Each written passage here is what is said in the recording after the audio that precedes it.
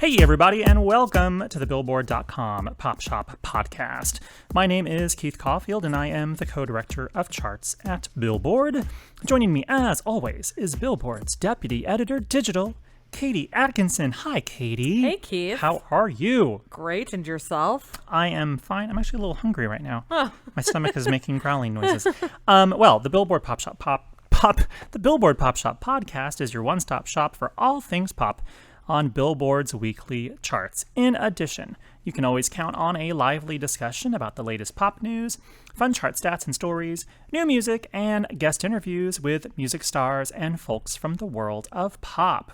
Now, today on the show, we've got oodles of chart news about a very busy week atop the Billboard 200. We've got a new #1 album. Plus, we'll talk about how Sam Hunt earns the longest-running #1 hit ever on the Hot Country Songs chart with Body Like a Back Road, and how Niall Horan claims his first top 10 on the Pop Songs Airplay chart with Slow Hands. And in addition to our chart chat, we have an interview with John Mayer. John Mayer! We caught up with the singer/songwriter/guitar virtuoso just before he took the stage last week for the Bud Light Dive Bar Tour, and talked all about making the switch from hitting the road with Dead & Company this summer to his current solo tour, the pros and cons of the recent Search for Everything EP rollout, and even how listening to the Grateful Dead got him through a recent MRI. So obviously you have to stay tuned to hear all about that in our chat. You really have to actually stay tuned, because this is like a really fun interview, and Katie loves John Mayer. Yes, so all of the above. It's actually a longer interview than normal, so get ready. But first, before we get started, if you enjoy the podcast, subscribe to the show on iTunes so you won't miss an episode, and give us a rating or review while you're at it. If you have any questions for us, feel free to tweet us at Keith_Caulfield or at KT Atkinson. And if you want to explore more podcasts from Billboard, visit itunes.com/Billboard Podcasts. Okay, so let's run the Billboard chart numbers and do the chart chat. Here are 3 of the biggest headlines on the charts. #1. It's a busy week atop the Billboard 200, as we've got a brand new #1 album, and the entire top 3 are debuts. #2. Sam Hunt spends a record 25th week, just 25 weeks, at #1 on the Hot Country Songs chart with Body Like a Back Road. And #3.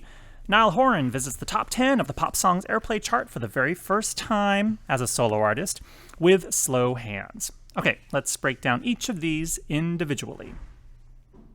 First up, Lana Del Rey debuts at #1 on the Billboard 200 Albums chart, giving the singer-songwriter her second leader on the list. Her new album, Lust for Life, debuts atop the tally.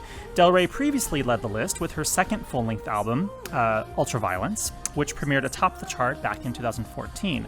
Overall, Lust for Life is Del Rey's 5th top 10 charting album.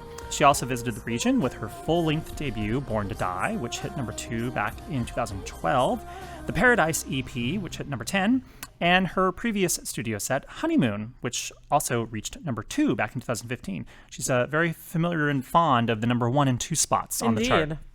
It's actually a really busy week at the top of the Billboard 200, as the entire top 3 are all debuts, because Tyler, the Creator, and Meek Mill also start in the top 3. Industry forecasters actually had expected a close race among the 3 albums, with any of them potentially finishing on top, and actually all 3 of the albums performed better than expected. Next up, picture it. It's February 2017. It was still wintertime in America.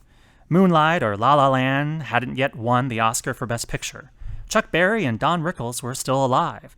President Donald Trump had only been in office a few weeks, and Sam Hunt's Body Like a Back Road hit #1 on the Hot Country Songs chart. Well, here we are, 25 weeks later, and Body Like a Back Road is still #1. In fact, with its 25th week atop the chart, it breaks the record for the most weeks at #1 in the history of the chart. And the chart's been around for like 58 years now? Yeah. Just a little while.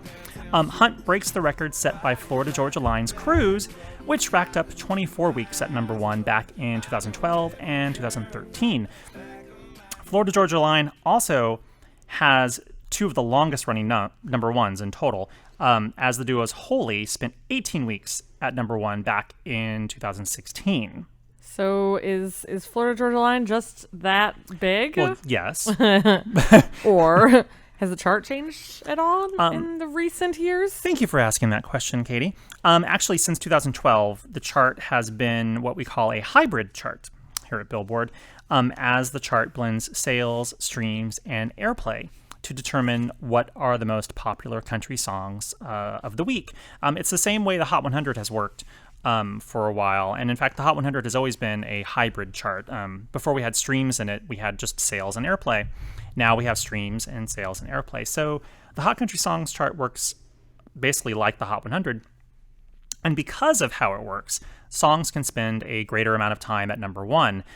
Before 2012, the Hot Country Songs chart was a chart based solely on radio airplay, which meant we'd have some pretty quick turnover at number one and relatively few songs that would have an extended amount of time at number one. That's why we're seeing all these songs spins forever at number one, because it's sales, streams, and airplay. But we still have a country airplay chart, Right. which we have each week on the chart. And there's a lot of turnover at the top of that chart. Body Like a Back Road did really well there, too. It did, actually. So this isn't just like a streaming and sales phenomenon. It actually was a huge airplay hit, too.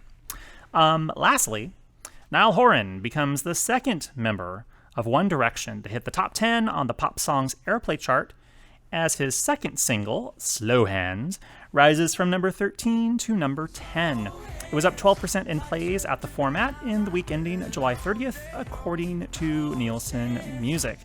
The song also simultaneously surpasses the peak of his debut hit, This Town, which topped out at number 12 back in January. So, is Niall the first non-Zayn member of One Direction to be in the top 10? It's a very, very limited category. Are you a non-Zayn member? I mean, I guess we could just say, is he the only current One Direction true. member? Yes. Indeed. Harry Styles hit number 12 with Sign of the Times on the Pop Songs chart. Louis Tomlinson hit number 35 with Just Hold On. And Liam Payne is actually edging closer to the top 10 with Strip That Down, which rises 16 to 14 this week. Zayn, of course, formerly of One Direction, hit number one with Pillow Talk last year, and then reached number 2 earlier this year with his Taylor Swift duet, I Don't Wanna Live Forever. Required to sing that title. You just feel like you need to, even though I can't sing. Well. So is it time for John Mayer? It's time for John Mayer. So here is our chat with Mr. John Mayer, who hit the stage last week at the Echoplex in LA for the Dive Bar tour. And I got a chance to sit down with him to talk all about touring with Dead & Company this summer before resuming his own Search for Everything tour, and how he had to kind of rewire his brain to make that switch. Plus, we chatted about the EP rollout of his latest album and the pros and cons of that release schedule. And we even co-wrote a country song together at the end of the conversation. Wait for it. I'm expecting big things from this country collaboration. And I'm expecting full credit on his next album. Yes. So here is our delightful chat with John Mayer. Love on the weekend, love on the weekend. I hate your guts 'cause I'm loving every minute of it. Hello to John Mayer and welcome to the Billboard Pop Shop Podcast. Thank you. We're talking right before you take the stage for your first Dive Bar tour stop, and you've been on the road since the spring on your own tour and with Dead & Co., but Yeah. this is a totally different show. So kind of how did you prep this set list compared to the others? Well, I have a lot to draw from now that I've made so many different kinds of records, which at first I wasn't quite sure why I was doing it. It's a little scary in the moment, but then you look back and you go, oh, I can pull a lot of different feels from feels of music, not feels like feelings. Different music feels. Also feels like feelings. And so it just makes sense for a night like tonight. You pull your barrel house blues, rock and roll, guitar solo stuff, that groove heavy stuff. Yeah. If it were the Coffee House tour, then I would be doing a different thing. I'd be going a little deeper into the acoustic side, the lyrical thing. But I think tonight's about the way that drums and electric guitar and bass sound in a club, which is my favorite sound in the world. Yeah. Like, they just sound different. You started like that, too. Yeah. Yeah. Yeah, I started as an acoustic guy, and I would travel with my PA and set up at the bookstores and next to the coffee grinders and sit there, and sometimes I would play the same songs twice because I had to make a certain quota of time for the set. And then I got into, I might have gone back to get that club thing with the trio, because I did sort of go from the acoustic scenario to signing a record deal and then ending up on the road with a band. So I didn't necessarily get a ton of the rock band club thing, but then I went back and got it with the trio thing. Right. I feel like I got my master's in that because we did clubs with the trio. So I'm really excited to go back to that. Yeah, I'm excited. And what's kind of the biggest difference between playing a small room like tonight versus these arenas you've been on over the last few months? Maybe the only difference is the way that the resonance works in the air. I don't have I'll play for one person or I'll play for 1,000 or 100,000 people. It doesn't. People are like, you can't play for 100,000 people. I'm like, that's true. I don't know. I'm sure you have. Maybe actually. somewhere in the long line I played 100,000 people, but I don't really. That's the same for me. You Yeah. know, I'm throwing out the same energy, but I feel like the arena, there's more room for the sound waves to kind of bloom and float. That's what I really like about arenas. Yeah. And here it's a little bit like the gloves are off. The sound waves, they don't get an opportunity to get like to blossom. They just come stop. right at you. It's a little bit, it's a street fight. Yeah. It's a street fight. Tonight will be a street fight. Yeah, I like that. I like that. So you're on your Search for Everything tour right now. Yeah. You had a show last night. You got one tomorrow night. I'm wondering, with the gradual rollout of the EPs for Mm-hmm. Search for Everything, does it feel like fans are kind of more familiar with all this new music because they got it in kind of bite-sized chunks? There were pros and cons to doing it for sure, but the pros outweigh the cons. So it definitely made them more familiar with it once I got on the tour at the very beginning. Okay. So what we gained from doing it was that, and it was what I expected I wanted to have, is that I didn't want the record to just show up for a week and disappear. Right. So it is elongated, which is good. The downside of it being elongated is that the messaging is a little wonky. So people still call it like Search for Everything Wave 2. Right. And people are still, it's very difficult to wrangle people's point of view, people's perception or reception of something if you're doing it 3 different times, Even right? though it's a complete project. Yeah, now. so it's going to be messy because you can't expect the audience at large to be present for each message you send, right? So there's going to be a little confusion. However, so it's a little bit messy, but what was most important to me and what was very successful is that it stayed in people's awareness because there's not as many tools today as there used to be in keeping a record afloat. It's just really difficult to get in someone's attention span stream, you know? Yeah. And so, like even the album cover, the way people use the album cover sometimes in articles, like it's not even the album cover. It's like It's one of the it's a EPs. picture I put up on Instagram with like the 9 panels.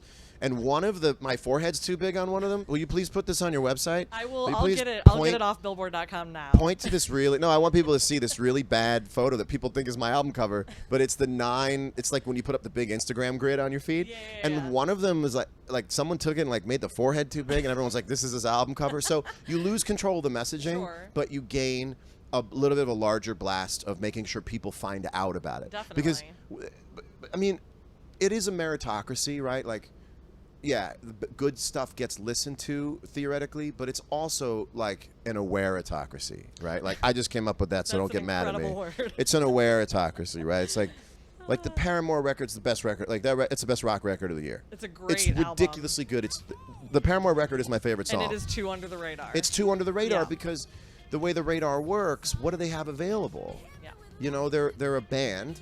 They're on the road. Like, where are the modules for them to sort of get their music across? Right. And hopefully it's like other artists saying like, I listen to this record daily. If you wonder where all the pop hooks went in music, they're on Paramore's record. Haley is singing them right She now. took them all. She took them all.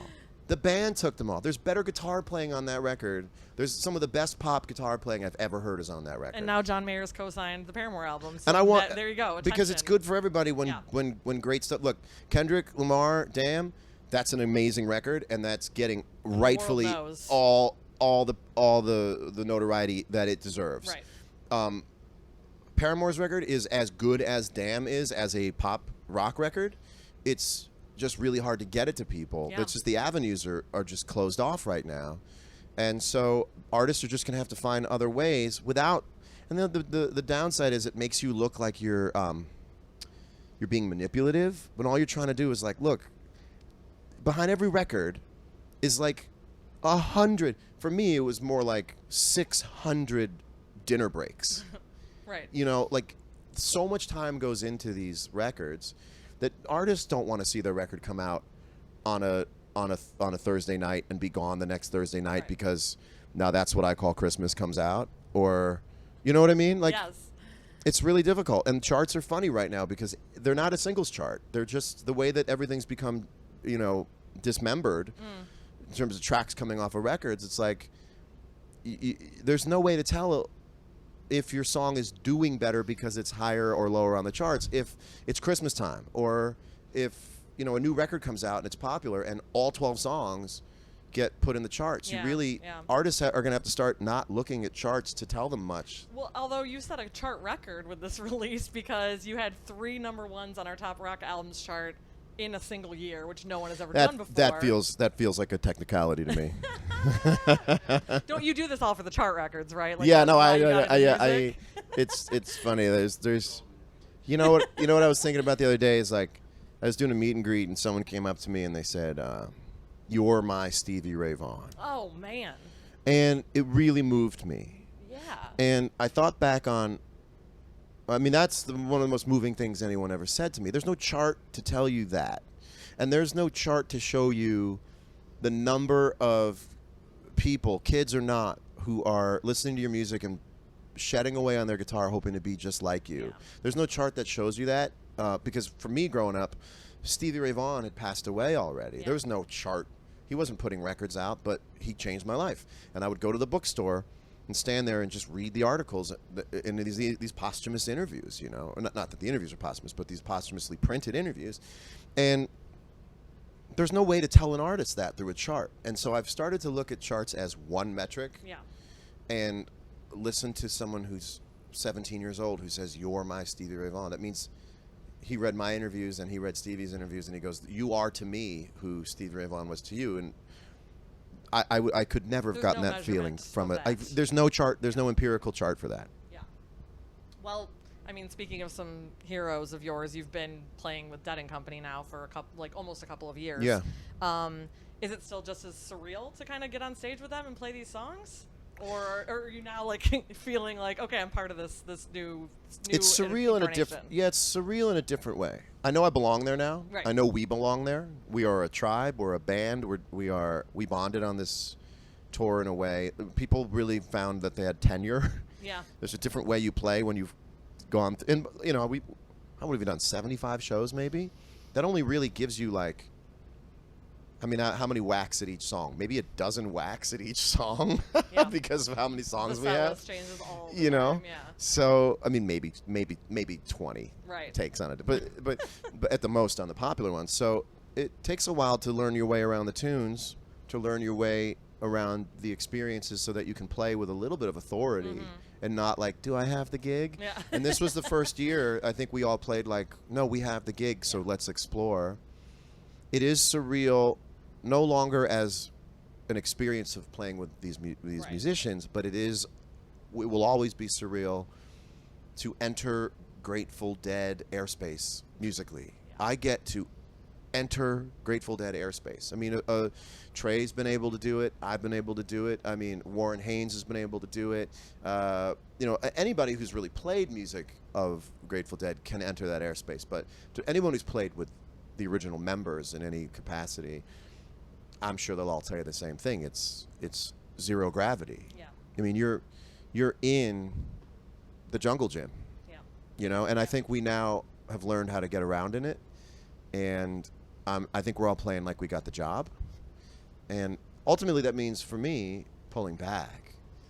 Like the last show of the Dead and Company tour was my final exam for this thing I've been trying to do, which is pulling back. When you think that you're playing slow, you're still too fast. Changing your speedometer. And the last gig we did at Wrigley Field, I watched back some of the video and I went, that's what I've been trying to do since October 29th, 2015 in Albany, New York, when I first got on stage. I was trying to play July 1st, 2017, you know. And we'll see where it takes us even from here on out. Yeah. But I'll share with you this. something very profoundly emotional hit me at the end of that run, where I said, "This is my calling now. We're not going to try to put a cap on this. We're going to try to do this as much as we can. Yeah. This is a blessing in life, and we're not going to block it. So we're going to do as many shows as we can. Yeah. We're going to do as many shows as we can." Well, thank you for that. I got to go to the Bull show, one of them, with my parents. Which show? They raised me on Grateful Dead, Hollywood. Oh, the Bull show. Oh, yeah. Which one? The One one or with the bomb threat. The bomb if the bomb you'd like threat. me to. No, that's fine. classify it. I mean, that's a pretty good shorthand for which show it is. Yeah, that was really fun for me because I had been really embraced by the music and learning the music while I was driving through those hills. You know, like Yeah. commuting back and forth every day from the studio or back to my house, or I'd be listening to that music. And so, anytime you get to play the music in the place you discovered it, it's a full circle event. And those two shows were great. Hollywood Night 2 was sort of the night we were like, oh, here we go. Oh man. Yeah, No bomb yeah, scares. Yeah, yeah. Well, awesome. Well, I'm looking forward to tonight, and you. good luck on the rest of your tour. Did you get all your questions? No, of course not. Ask but, me like, one more. One more? Yeah, ask me one Okay, more. well, But you know, be fair. I did. Don't go to your last question. I'm going to the last Because page. the I last won't go to the question last is always question. the last question is always the one you're like, if I feel like I can get away with it, I'll ask. Don't ask that question. I promise not to do Ask that. one more from the top of the Okay, list. okay, here it is. How does your mindset have to shift when you go from playing with Dead and Company to back to your own solo tour? Do you change it Yes. at all? Yeah, so like how does it shift?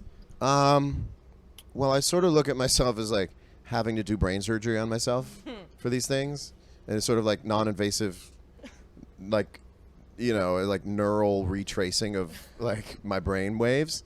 It's a partial lobotomy? It really is. Okay. It's like I have to go home and like redraw synaptic paths. I need to basically it's like a patch bay, and I go, okay, you've got to unplug from this and replug into that. And the time between unplugging from the spirit of Dead and Company and plugging back into the spirit of what I do is very difficult, and it's very emotional, and it's very depressing. Yeah. Because we went to the moon, man. We went to the moon. That band this summer went to the moon. And then you got to come home. And then you go to Disneyland. You're like, hey, we're at Disneyland. I'm like, still not the moon. But I'll forget the moon at some point and remember that, like, Disneyland is magical. So bring on the Electric Light Parade, but it's still no moon. Yeah. And so you just have to forget, you know. It's like a wonderful love that you have to get over and go like, well, look, we got to give other people a chance. Until you go back to the moon Until again. you go back. So I'm a man. I have two families, Yeah. and I hold it so dear. I've got Grateful Dead shirts on the table. I was picking up. I'm still buying stuff from the internet, like still They probably buying give it to you at vintage. this point? No, I'm buying like vintage Grateful Dead shirts just so I can wear them to bed, man. Like I'm a guy. I got it bad. I'm attached to this really bad. I want to tell you a story about how this band affects me. I went and had an MRI on my back Okay. because I'm having back issues. It's going to be fine. MRI's fine. It turns out I have the back of a 40-year-old. I'm 39. That's fair. And anyone who's done a closed MRI can tell you it's like almost a torture device. There's no way to really comfortably do it. You've got to hold on to your happy place. And they give me the ball to squeeze. They're like, they're so aware that you're going to freak out. They're like, here's the thing you take, here's the you squeeze if you freak out, you know. And they were like, we're going to give you headphones. You can listen to whatever you want. Oh, that's What do you want to hear on Sirius? I go, give me Channel 23. Give me Grateful Dead. So they put the headphones on me, and they start pushing me into the thing, you know, and they check the music, and it's horrible. I'm you know, people talk about adulting. One of the most adult things you have to pull out of yourself is sliding into an MRI and realizing that this tube is like an inch away from your nose. And my eyes are closed, and I'm like, okay, we can do this. I'm in a gown, and the trucking comes on, and it's a really good trucking, and I started crying. Because also it's just you're in a gown and your kid comes out. I don't mean penis. I really didn't mean that. I mean, you're just your kid, you know. You're vulnerable. Like your vulnerability comes out. And there's nobody to tell you it's going to be okay. Right. But trucking is playing. And it's like really tinny. Sounds as if there's a microphone up to another speaker playing the serious thing. It's like they're not maybe. a radio station. They're a medical imaging center. And I'm listening to Truckin', and I start crying out. I'm laying down, so tears just start flowing out of my eyes because it made me feel so much better. And it made me draw on my experiences of this band, which I hadn't really come to terms with the fact that I was sad to leave it. And it was like a teddy bear. You know the way you cry when someone takes care of you it's like you cry after being made feel better? Yes. You know what I mean? Yeah. You cry from the hug. Yeah. You didn't cry from the stress. From you the cried from the comfort. release. You cried Yeah. from the comfort. Mm-hmm. Truckin' was on, and I knew it was going to be okay. And I thought about how much I love this. I started crying, and by the end of it, I was smiling and crying, listening to and which is my ringtone now, and I went, I love this music. This has changed my life, and this is the music that comforts the world when they know this music. And I was in the most uncomfortable situation you can physically be in, listening to the most comforting thing that you could ever listen to. And the mashup of these two things, I came out of that thing, my eyes were dry, I was relaxed, and I was like, this is the music that's changed my life. It's just changed my life. Yeah. And if it does that for me, what does it do for someone who's on the road in a truck? Yep. For, And you're part of it on 10 stage, hours and they're a day. part of and it I'm part in of their it, car. Yep. and I have a little piece of it, but I don't have a piece of it. It has me. Like, I don't have a piece of it. I get to bring that to people, but when I'm in an MRI, I'm not in that band. Right. That's Jerry, Right, and that's right. Bobby, and that's 77 or 78 or 79 or whatever I was listening to, and people are deadheads like, you should be able to tell by now. And maybe it was 78 or 79 or something like that, and I was like, no. This feeds me. Like, even though I have a part of this, these giant hands come around me and hold me. I don't to be in it, to be in most things. Like, if you were super into like Game of Thrones, I bet Ed Sheeran now looks at Game of Thrones differently because he was on it. So like, But he still doesn't feel like he is Game of Thrones. no, but he's still probably like, oh yeah, Doug probably shot that scene. You know what I mean? Probably watching Game of Thrones a little differently. But for me, I don't listen to Grateful Dead. It still affects me as if I've never met Bob Weir. That's incredible, and Yeah. that's important. I'm getting looked at. I was gonna say I'm gonna make you late I'm for like getting your looked show at tonight. But I'm a rep. But I'm a I'm rebel. gonna get in trouble. But this is the way I rebel. Is telling stories about the MRI where I was crying. Well, I really appreciate your rebellion was used on this podcast. Yeah, man. Thank you. Right? It's totally true, Thank man. you, thank you, It's totally thank you. true. All right. If I'm gonna see you tonight, I have to let you go. So. Yeah, that's a really cool country song title. If I'ma see you tonight, gotta let you know. If I'ma see you tonight, gotta let you go. And we just wrote a hit. Yeah, on we the did. podcast, Let's too. put it on the It's charts. amazing. Let's get it on the charts. The all important charts. Thank you. Thank you. Thank you. Thank you. I still feel like you're mad. Still feel like you're mad. Thank you so much to John Mayer for sitting down with me. The Search for Everything tour continues through August 22nd in Syracuse, New York, so you still have some chances to check it out. Or after hearing about the Dive Bar Tour concert in our interview, feel free to head over to Bud Light's Facebook page and you can watch the whole thing and experience it like you were there with me. As long as you're, what, like 21 and over? Yeah, I think that you can visit the Facebook page without being. Oh, really? Yeah, maybe. I don't know. So let us know, 18-year-old listeners. We'll find out. And also, John Mayer was very kind. He actually gave us more time than we anticipated. As you heard in the conversation, I said goodbye. I said my goodbyes, and then it continued on for another like 7 minutes. So sorry, publicist. Gotta love John Mayer. No, I mean, thank you, publicist. Yeah, You're thank you, very publicist. kind. Well, now it is time for the chart stat of the week. Katie, can you handle this? I don't think I can handle this. I'm assuming that's where we're going with this. Exactly. Well, this week in 2001, Destiny's Child got its fourth and so far final #1 on the Billboard Hot 100 with Bootylicious. The Stevie Nicks' sampling tune, let's say that 5 times fast, the Stevie Nicks sampling tune rose to the top of the list dated August 4th, 2001, and spent a total of 2 weeks atop the tally. Destiny's Child made its Hot 100 debut with No No No in November of 1997 and nabbed its first #1 in 1999 with Bills, Bills, Bills. They also scored #1s with Say, Say, Say, My, Name, just say my name, and Independent Women Part 1.